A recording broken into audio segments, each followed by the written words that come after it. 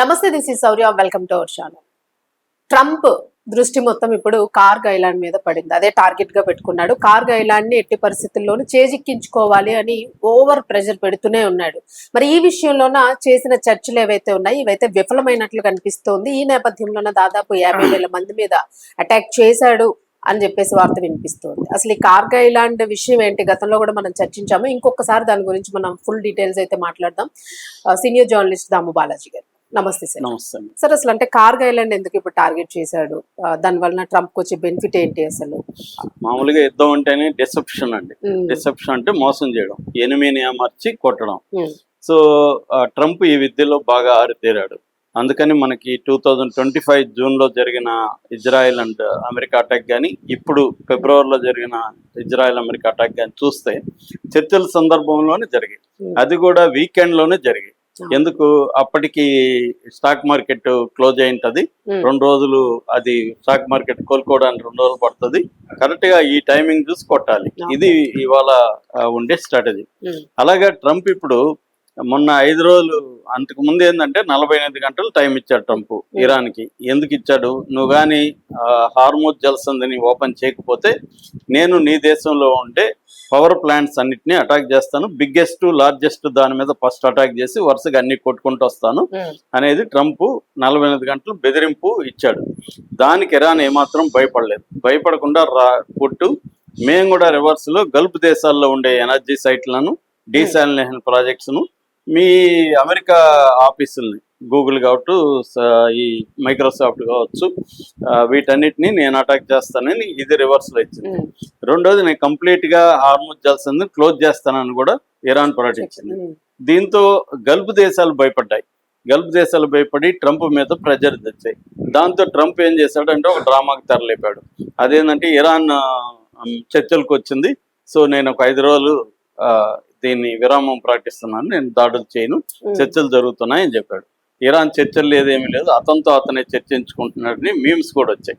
అతను shake hand ఇచ్చుకోవడం, అద్దంలో మాట్లాడుకోవడం చేసి ఇవన్నీ కూడా వచ్చాయి. సో ఈ నేపథ్యంలో ఇప్పుడు మరోవైపు ట్రంప్ పాలసీ ఏంటంటే, ఒకవైపు క్యారెట్ అండ్ స్టిక్ అంటారు, అది అమెరికా పాత పాలసీని.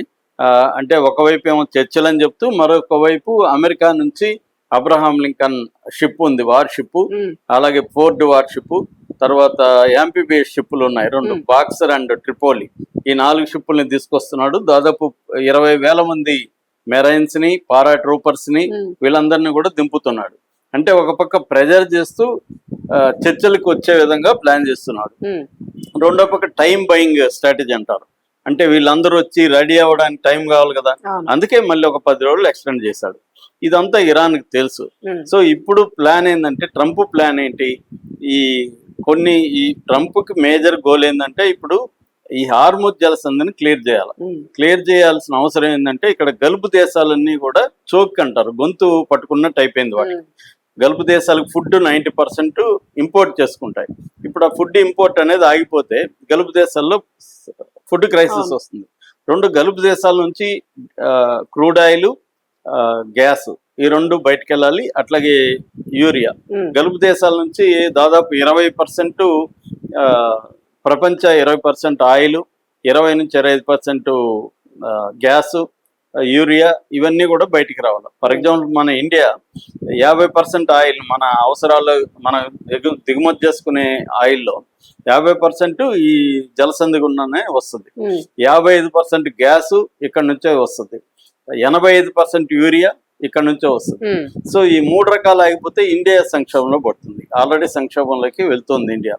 సో ఈ నేపథ్యంలో ట్రంప్ ఈ జలసంధిని విముక్తి చేయాలి. విముక్తి చేయాలంటే ప్రాబ్లం ఏంటంటే, ఇరాన్ లో ఒక 1000 కిలోమీటర్ల పొడవున తీర ప్రాంతం ఉంటుంది, అనేక ఐలాండ్లు ఉంటాయి.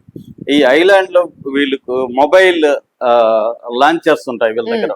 ఇవన్నీ పెట్టుకొని వీళ్ళకి టెరైన్ మీద పట్టుంది కాబట్టి వీళ్ళు ఇక్కడ కూర్చొని జలసంధి మీద పట్టు సంపాదించారు. ఇప్పుడు ఈ ఐలాండ్లు కానీ తను పట్టుకుంటే, ఎవరు అమెరికా పట్టుకుంటే, ఇరాన్ ని ఆ జలసంధిని దగ్గరికి రానియకుండా చేయొచ్చు అనేది అమెరికా స్ట్రాటజీ. ఇందులో 5 ఐలాండ్లు ఉన్నాయి మొత్తం, పెద్ద ఐలాండ్. అయితే ఈ కార్గ్ ఐలాండ్ కి జలసంధికి సంబంధం లేదు, దాదాపు 600 కిలోమీటర్ల దూరంలో ఉంటది.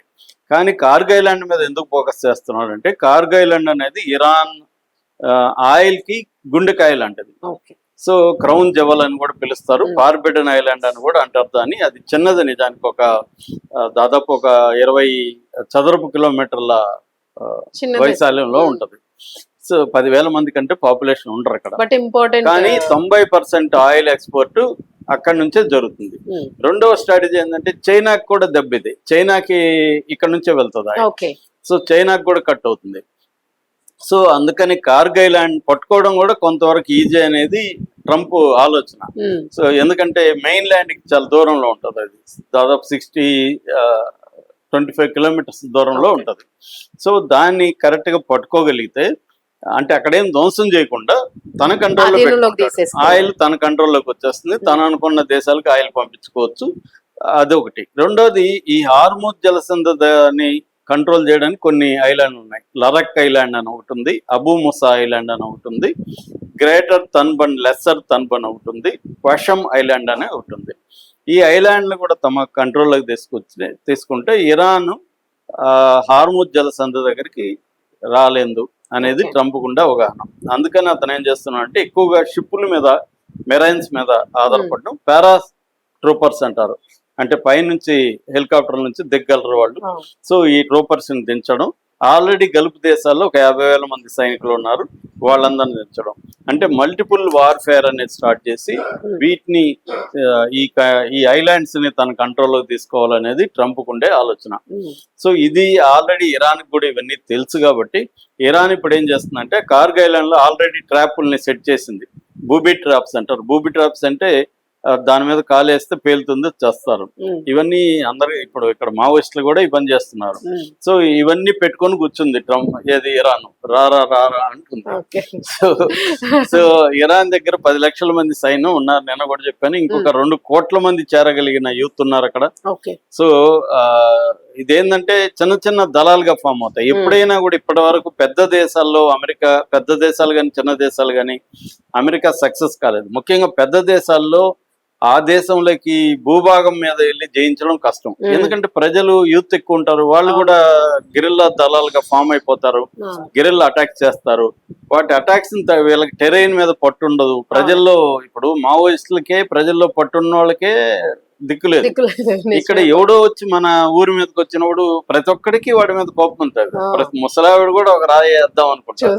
సో అలాంటి పరిస్థితిలో అమెరికా ఒక సూయిసైడల్ మిషన్ అనేది అమెరికాలో ఉండే స్ట్రాటజిస్టులే చెప్తున్నారు. ట్రంప్ గారు నిజంగా ఇది చేస్తే మాత్రం ఇది కొన్ని వేల మంది అమెరికా సైనికులు చనిపోతారు. ఇంత ముందులాగా కాదు, ఇప్పుడు డ్రోన్ వార్ఫేర్ వచ్చేసింది. డ్రోన్స్ అటాక్ చేసి వేసారనుకో, వాళ్ళ డిఫెన్స్ సిస్టమ్స్ అన్నిటిని ఇక్కడికి తీసుకురాలేరు, అవి ఎక్కడి నుంచో కొట్టాలి. సో వీళ్ళు ఇక్కడ నుంచి ఈజీగా కొట్టగలరు. కాబట్టి ఇది చెయ్యొద్దు అని ట్రంప్ చెప్తున్నారు. కానీ ట్రంప్ మూర్ఖుడు అనేది కూడా చాలా మంది వాళ్ళే చెప్తున్నారు. సో మరి వింటాడా, లేదా ఈ స్థాయిలో యుద్ధానికి పట్టుదలతో వెళ్తాడా, లేదా చర్చలు అయితే లేదు ఇప్పటి వరకు. ఏంటంటే కమ్యూనికేషన్ నడుస్తుంది పాకిస్తాన్ ద్వారా, అట్లాగే మోడీ ద్వారా, ఈజిప్టు, టర్కీ, ఈ దేశాల ద్వారా కమ్యూనికేషన్ మాత్రమే నడుస్తూ ఉంది. సో నిజంగా ఆక్యుపై చేసుకుంటారు లేదనేది చూడాలి.